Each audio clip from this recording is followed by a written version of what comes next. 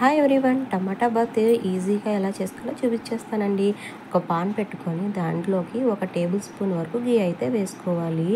గీ melt అయిన తర్వాత 2 table స్పూన్లు ఆయిల్ అయితే వేసుకొని దాంట్లోకి మసాలాకి మనము పలావ్ పువ్వు, పలావ్ ఆకు, దాల్చిన చెక్క అండ్ 4-5 లవంగాలు, 2 యాలకులు అయితే వేసుకొని వాటిలోంచి అరోమా బయటకు వచ్చే వరకు అయితే బాగా ఫ్రై చేసుకోవాలండి. అప్పుడే బిర్యానీ టేస్ట్, అది టమాటా బాత్ టేస్ట్ అయితే చాలా టేస్టీగా ఉంటుంది.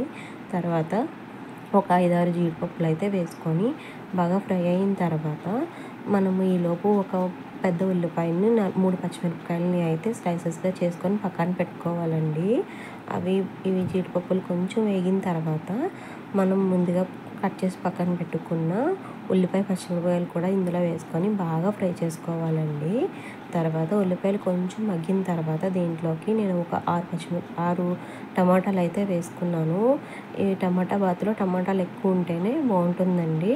టమాటాలు బాగా మగ్గిపోయిన తర్వాత దీంట్లోకి 1½ టేబుల్ స్పూను అల్లం వెల్లుల్లి పేస్ట్ అయితే వేసుకోవాలి. అల్లం వెల్లుల్లి పేస్ట్ ఒక్కటే సరిపోతుందండి. దీంట్లోకి ఏ మసాలా అయితే అవసరం లేదు.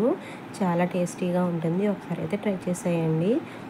నేనైతే 1½ గ్లాసు బాస్మతి రైస్ అయితే ఒక హాఫ్ అన్ అవర్ అయితే నానబెట్టుకున్నానండి. నానబెట్టుకొని ఇప్పుడు మనం టమాటాలు మగ్గిన తర్వాత దీంట్లో అయితే వేసేసుకొని బాగా ఒక 2 మినిట్స్ వరకు అయితే బాగా కలుపుకోవాలి. కలుపుకున్న తర్వాత దీంట్లోకి మనకి టేస్ట్ తగ్గట్టు సాల్ట్ అయితే వేసుకోవాలి అండ్ కొంచెం పసుపు అయితే వేసుకోవాలండి. తర్వాత కొంచెం ధనియాల పొడి, ఒక హాఫ్ టేబుల్ స్పూన్ ధనియాల పొడి వేసుకుంటే అరోమా అనేది చాలా బాగుంటుంది.